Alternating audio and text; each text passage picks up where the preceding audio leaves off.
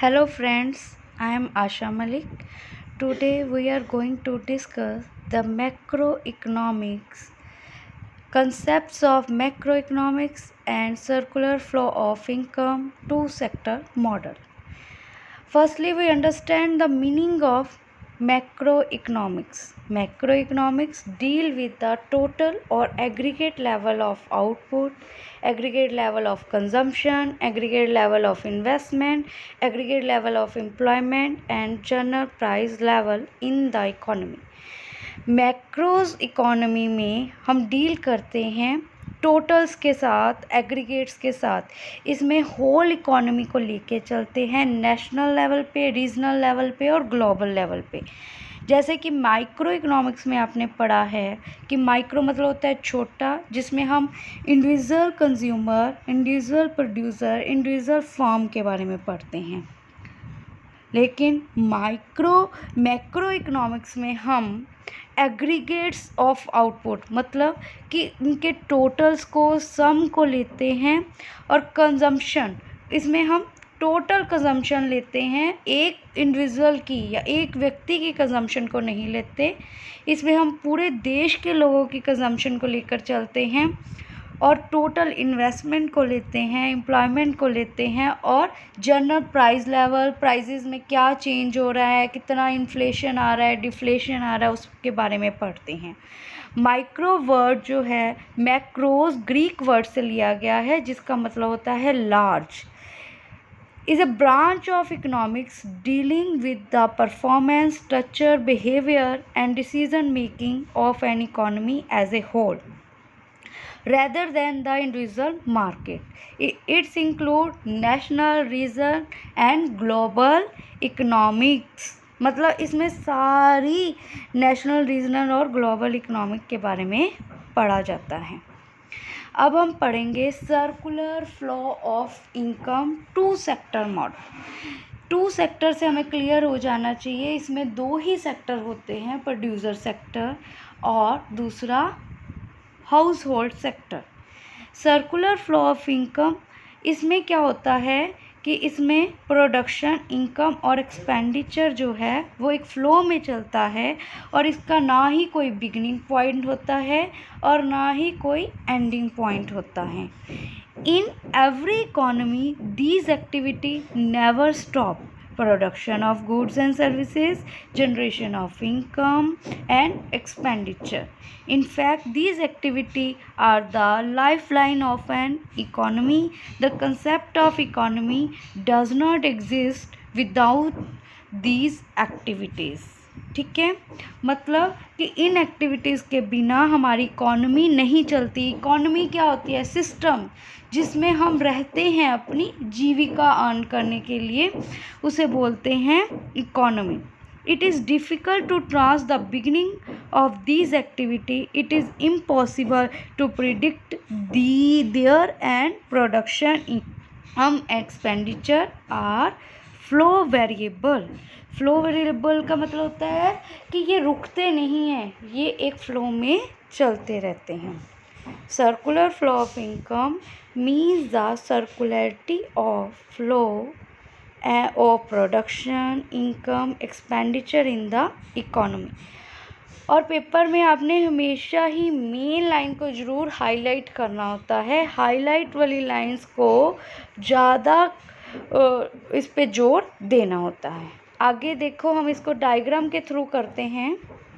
Circular flow model in two sector economy, one is producer sector, another is household sector. Firstly, household sector give the factor services, sale of factor services, land, labor, capital to the household sector, जो green line से arrow जा रहा है। इसका मतलब house hold sector क्या करता है? इनको अपनी फैक्टर सर्विसेज प्रोवाइड करता है। और जो दूसरी लाइन जा रही है, इसका मतलब प्रोड्यूसर सेक्टर जो है उसके बदले में, सर्विसेज के बदले में इनको फैक्टर पेमेंट करता है, जो कि रेंट, वेजेस, इंटरेस्ट, प्रॉफिट के रूप में होती हैं। उसके बाद हाउस होल्ड सेक्टर जो है, जो उनको पैसे मिलते हैं, वो एक्सपेंडिचर कहाँ करते हैं? गुड्स और सर्विसेज जो हैं वो बाय करते हैं प्रोड्यूसर सेक्टर से, और प्रोड्यूसर सेक्टर जब सेल करता है गुड्स और सर्विसेज की तो वो उनको पैसे जो है वो मिलते हैं। ठीक है, उन्होंने हाउस होल्ड सेक्टर ने इस पे पैसे खर्च किए और प्रोड्यूसर सेक्टर ने उनको अपनी सर्विसेज और गुड्स दे दी। ठीक है, ये जो मॉडल है इसकी कंसिडरिंग द 3 फेसेस है, एक तो production, income and expenditure, there is a no beginning point and no ending point. Assumption of the model, assumption का मतलब होता है मान्यताएं। There are 2 sector in the economy, household and producer. Second is 2 sector का मतलब है कि 2 ही सेक्टर हैं, हाउस होल्ड और प्रोड्यूसर, ना ही कोई गवर्नमेंट इंटरफेयर है, ना ही कोई फॉरेन का सेक्टर है, ना ही इंपोर्ट है, ना ही एक्सपोर्ट है। सेकेंड अजम्पशन है household spend their entire income so there are no saving, इसका मतलब कोई भी सेविंग नहीं होती। The domestic economy is closed economy, there is a no export and no import। ठीक है, there is no government in the domestic economy। ये आपको समझ आ गया। आगे हम करेंगे सिग्निफिकेंस। सिग्निफिकेंस का मतलब होता है किसी भी मॉडल को हम कर रहे हैं, क्यों कर रहे हैं, इसकी इम्पोर्टेंस क्या है, इससे हमें क्या प्राप्त होगा। फर्स्ट है estimation of national income. Circular flow model facilitate the estimation of national income, क्योंकि इसमें रेंट, प्रॉफिट, वेजेस, इंटरेस्ट के बारे में सारा पढ़ते हैं और इनको एनालाइज करते हैं, तो इससे हमें नेशनल इनकम के बारे में पूरी इंफॉर्मेशन मिलती है। नॉलेज ऑफ इंटरसेक्टरल इंटरडिपेंडेंस, इससे हमें ये भी पता लग जाता है कि एक सेक्टर दूसरे सेक्टर पर बहुत ज़्यादा डिपेंड करता है। हाउस होल्ड का काम प्रोड्यूसर सेक्टर के बिना नहीं चल सकता और प्रोड्यूसर सेक्टर का काम हाउस होल्ड के बिना नहीं चल सकता। इसका मतलब ये दोनों ही सेक्टर एक दूसरे पे पूरे ही डिपेंडेंट है। ये हमारा सर्कुलर फ्लो ऑफ मॉडल ख़त्म होता है। अब हम पढ़ते हैं final goods, the concept of final goods. Final goods क्या होती हैं? These are those good which have cross the boundary line of production and are ready for use by their final user. Final goods वो होती है जो बन के बिल्कुल तैयार होती है, जिसको आप डायरेक्टली कंज्यूम कर सकते हो, यूज़ कर सकते हो, वो फाइनल गुड्स है। जैसे ब्रेड है, बटर है, इसको हम डायरेक्टली यूज़ कर सकते हैं, this is the final good. लेकिन फाइनल गुड भी 2 तरह की होती है, एक फाइनल कंज्यूमर गुड और एक फाइनल प्रोड्यूसर गुड। देखो ये बॉक्स में जो लिखा हुआ है, final consumer goods are goods which are ready for the use by their final user, और consumer are their fine user. That means final consumer goods वो होती हैं जो कि फाइनल यूज़ के लिए यूज़ की जाती है। जैसे मैंने कोई आइसक्रीम है, इसको मैंने कंज्यूम कर लिया, वो कंज्यूमर की गुड होगी। अगर फाइनल प्रोड्यूसर गुड की बात करें तो जो फाइनल प्रोड्यूसर के द्वारा यूज़ की जानी है, जैसे उसने मिल्क लिया है आइसक्रीम बनाने के लिए, तो उसके फाइनल गुड क्या हो गई? Milk is the final producer goods.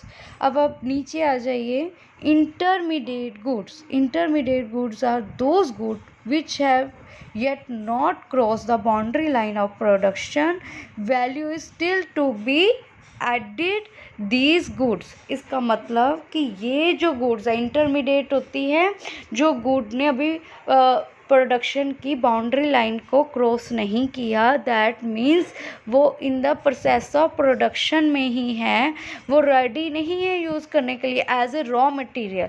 अगर एक कारपेंटर किसी भी लकड़ी को लेता है यूज़ करने के लिए, तो वो क्या हुई? उसके लिए एक रॉ मटेरियल, इसे कहेंगे हम इंटरमीडिएट गुड्स। क्लियर है सभी को? आगे हम पढ़ेंगे डिफरेंस क्या है intermediate goods and final goods. These goods remain within the boundary line of production and are not ready for the use by their final user. Intermediate goods जो होती है अभी फाइनल यूज़ के लिए तैयार नहीं है और final goods are outside the boundary line of production and ready for the use by their final user. और ये फाइनल यूज़ के लिए रेडी है. These good may be use as raw material for the production of other goods during the accounting year. ये raw material होती है और ये पूरे ही ईयर में काउंट नहीं की जा सकती क्योंकि these goods may be use as a raw material. और फाइनल गुड्स या क्या होती हैं, these goods are not used as a raw material for the production of other goods during the accounting year. और ये फाइनल गुड्स जो होती हैं, फाइनल गुड्स को पूरे साल में पूरे ही डायरेक्टली यूज़ किया जा सकता है, चाहे वो प्रोडक्शन के लिए है चाहे वो कंजम्पशन के लिए है, as a raw material use नहीं किया जा सकता. These goods may be resold by the firm for profit during the account. और इंटरमीडिएट गुड्स को रीसोल्ड किया जा सकता है और फाइनल गुड्स को हम रीसोल्ड नहीं कर सकते. Value is yet to be added to these good. Intermediate goods में अभी वैल्यू ऐड होनी है, ये अभी ऐड नहीं हुई है. These goods are not resold by the firm for profit during an accounting year. Value is not to be added to these goods. Value इसमें ऐड नहीं हो सकती, ये पूरी तरह तैयार गुड्स होती हैं. Expenditure on this good is called intermediate consumption.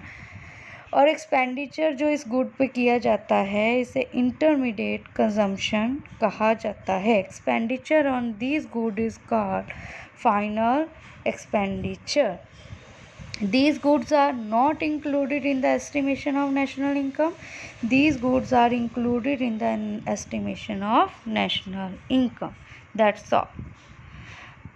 That is, the next is consumer good या consumption good. Consumption goods are those goods which are directly used for the satisfaction of human wants. Consumer goods वो होती हैं जो satisfied करती हैं human wants को, जिसमें durable, semi durable, non durable और non material goods और services आती हैं. Durable consumer goods. Consumer goods are those good which are use for the several year. जो भी कंज्यूमर के द्वारा बहुत सालों तक कोई चीज़ यूज़ की जाती है उसे ड्यूरेबल कंज्यूमर गुड्स कहते हैं, जैसे कोई car, TV, radio, scooter. Semi durable goods, semi durable consumer goods वो होती हैं जिसको हम ए पीरियड ऑफ 1 ईयर और स्लाइटली मोर, जिसे 1 साल या उससे ज़्यादा के लिए यूज़ किया जा सकता है, जिसकी हाई वैल्यू होती है, जैसे कि फर्नीचर हो गई, इलेक्ट्रिक आइटम हो गई, क्रॉकरी हो गई. Non durable consumer goods are those good which are use for the single use. जैसे एक बार यूज़ किया और उसे थ्रो कर दिया या ख़त्म हो जाती है वो चीज़, जैसे मिल्क है, ब्रेड है, petrol, LPG gas, ink. Services are the non material goods which directly satisfied the human wants, जो कि ह्यूमन वांट्स को डायरेक्टली सेटिस्फाइड करती है, जैसे डॉक्टर है, लॉयर है या डोमेस्टिक सर्वेंट है. Capital goods are the fix assets of the producer, जिसमें plant and machinery are the example of capital goods. Capital goods are the fixed assets of the producer. These goods are used in the process of production. Capital goods होती है machinery, plant, जिनको हम production के process में use करते हैं. All capital goods are producer good, but all producer goods are not capital goods. सारी capital good producer good हो सकती हैं, लेकिन all producer goods are not capital good. Capital goods जो मशीनरी वगैरह वो तो प्रोड्यूसर ने ही यूज़ करनी है, लेकिन जो प्रोड्यूसर यूज़ करता है मशीनरी के अलावा भी और बहुत सारी चीज़ें होती हैं, इसलिए वो सारी चीज़ें कैपिटल गुड्स नहीं हो सकती।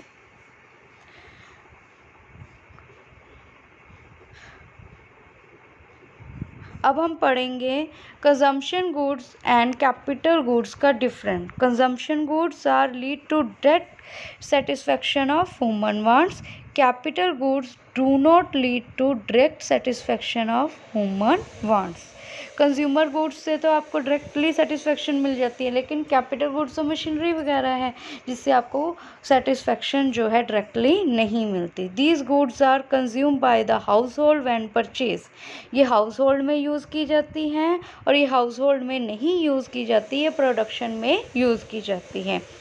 Expenditure on consumer good is called consumption expenditure.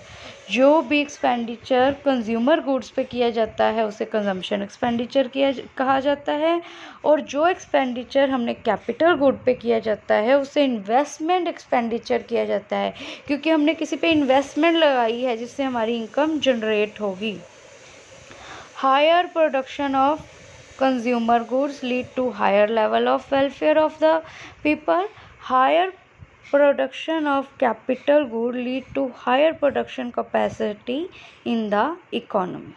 ठीक है, it is the backbone of GDP. Backbone मतलब कि जिससे हमें सारा कुछ पता चल जाता है, कैपिटल गुड्स से ही हमें पूरी जीडीपी की ग्रोथ, पूरे देश की ग्रोथ का पता चल जाता है। That's all. आगे हम पढ़ेंगे gross investment and depreciation. Gross investment refer to the total production of capital goods in the year. जितनी भी प्रोडक्शन हुई है कैपिटल गुड्स की पूरे साल में उसे ग्रोस इन्वेस्टमेंट कहा जाता है, और इसमें capital goods use for the replacement of existing capital stock, कि मतलब हमने जो भी कैपिटल स्टॉक्स को रिप्लेस किया है और जो भी capital goods use as a net addition to the existing, जो तो रिप्लेस किया है और जो हमने इसमें एडिशन किया है वो सारी ही ग्रोस इन्वेस्टमेंट में आती है। और अगला क्वेश्चन आता है कि डेप्रिसिएशन क्या होता है। Depreciation means capital good use for the replacement of existing capital stock. मतलब जो हमारा कैपिटल स्टॉक एग्जिस्ट कर रहा है उसमें हम जो हमने चेंजेस किए हैं उसे बोलते हैं डेप्रिसिएशन। मतलब जो भी हमारी टूट फूट हुई है, हमने अपनी गुड्स को रिप्लेस करके नया ख़रीदा है, ये सारा ही डेप्रिसिएशन कहलाता है। अगर हम डेप्रिसिएशन और नेट इन्वेस्टमेंट को प्लस कर दें, एडिशन कर दें, तो ये ग्रोस इन्वेस्टमेंट कहलाती है।